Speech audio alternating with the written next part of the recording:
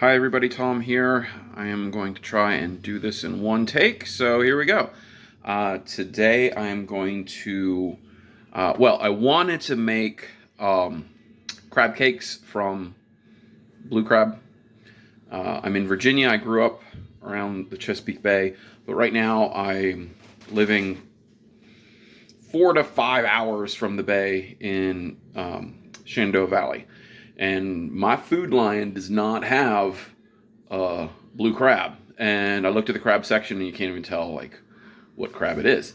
Plus, it's like really, really expensive, even like the not blue crab stuff. So we're gonna do the poor man's version today, and we're gonna use tuna fish. So tuna cakes in crab cake style. So I did check out albacore tuna in the Seafood Watch, and it's kind of interesting. Um, whether or not the tuna gets like a green or a red really depends on where it's caught. So if you can trace it to like Canada or the United States area, it tends to be green. But it also really depends on the methods in which they fished for it. So the green light tuna is caught on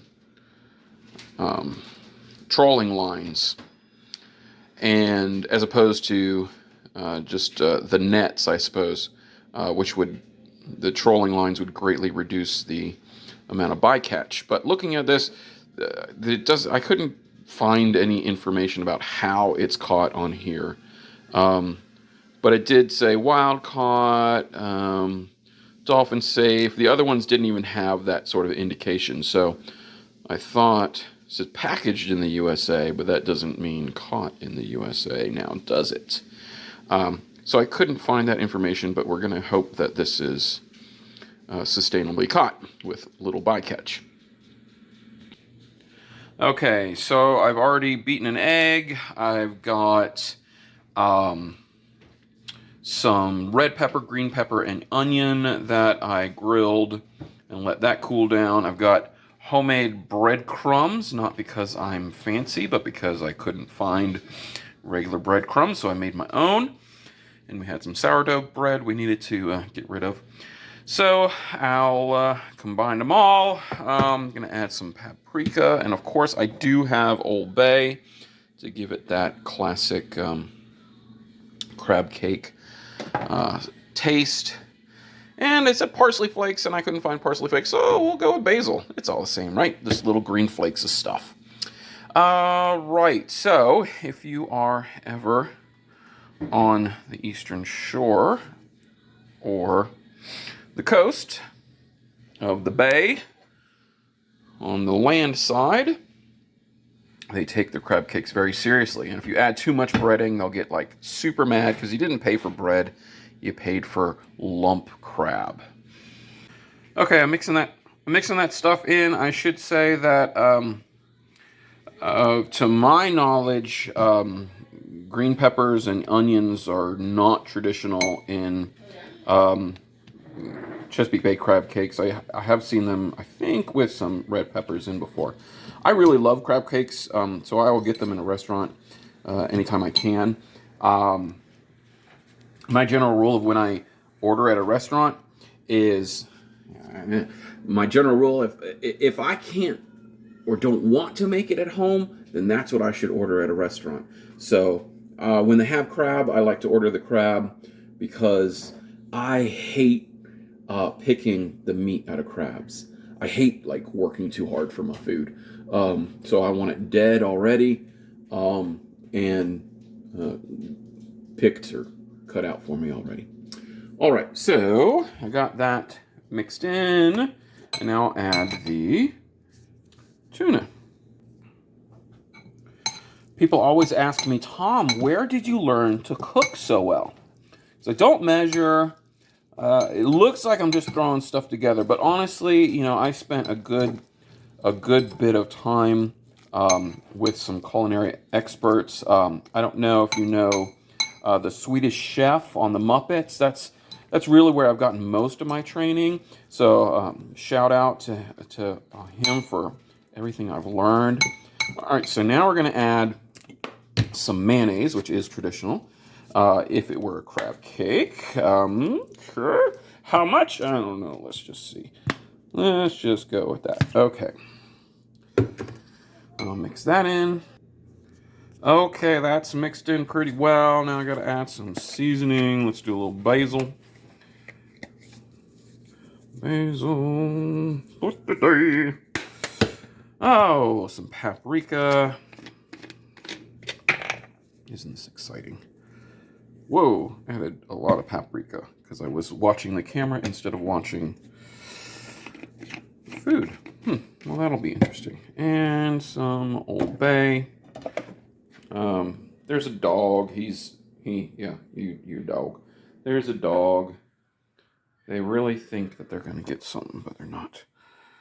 Okay, Old Bay. I don't really cook with Old Bay. I was surprised I even had it. The only time I cook with Old Bay is doing something like this, which I very rarely do. All right, let me stir that up. Okay, then I just added some fresh ground pepper from my last video when we were doing, I think we were cooking chickpeas. I insisted that you have to have fresh ground pepper. The other stuff is just little black flakes that you're adding in your food for no reason. A little bit of salt. And stir that up a little bit more. All right, now I'm going to put this in patty form, and then we're going to brown it in butter. Doesn't that sound good? Okay, let's do that. Okay, that made a lot more than I thought. In my head, I was just going to make like 2, but I got a lot more than that. All right, while we're doing this, shout out to, I know we have at least one colleague from the eastern shore of Maryland, so feel free to chime in and correct any mistakes that I've mentioned about the culture. Maryland, they're crazy about their crab cakes too. Probably more so than Virginia even. Or at least they do a better job of marketing their enthusiasm. All right, so I'll let that brown for a minute and flip it. And while we're doing that, I'll just say, hi. Oh, God. Hi. Is it still recording? Yeah. Okay. Hi. So, like I said, right now I'm in Elkton, Virginia, which is in the Shenandoah Valley. Mountains and stuff. Let's see if we can see out my window. Yeah. Isn't that pretty? Yeah, so Shenandoah Valley is pretty. That's a loud road down there. So, we are moving. I got a new job closer to my parents, closer to my wife's parents. I'm still going to be a teacher. I'll be teaching at West Point, Virginia, which is a small school. It's got a really good reputation, so I'm excited about that. But very small school. I'll have to teach. Hopefully, I'm mostly teaching ecology and environmental science, and I might have to teach one class on life sciences. So I got to do some refresher on cell theory because I probably have not learned that since college. All right, let me pause this and see how we're doing here. We're getting there. Now, look at that. So the browning up nice. Butter is fantastic for browning, but it obviously comes at a cost. Caloric cost. So those are browning nicely. They're not sticking together super well. I thought about adding another egg, but I did not. But it'll be good enough. They flipped okay. All right, so we're going to do that. And I should also did I mention that I'm the only one that eats tuna in my house? So I'm going to have to eat a bunch. Do you eat tuna? We'll take that as a no. Okay. All right, so here we go. Now the $1 million question is: do you need tartar sauce I would say no. After all, it was cooked with mayonnaise and butter. I think enough is enough. If, however, I were to add anything, I might add this peanut sauce. I've cooked tuna steak with some crushed peanuts and this on there, and it's been absolutely fantastic. So I might give that a go. But otherwise, have a great day and happy fishing. Bye bye.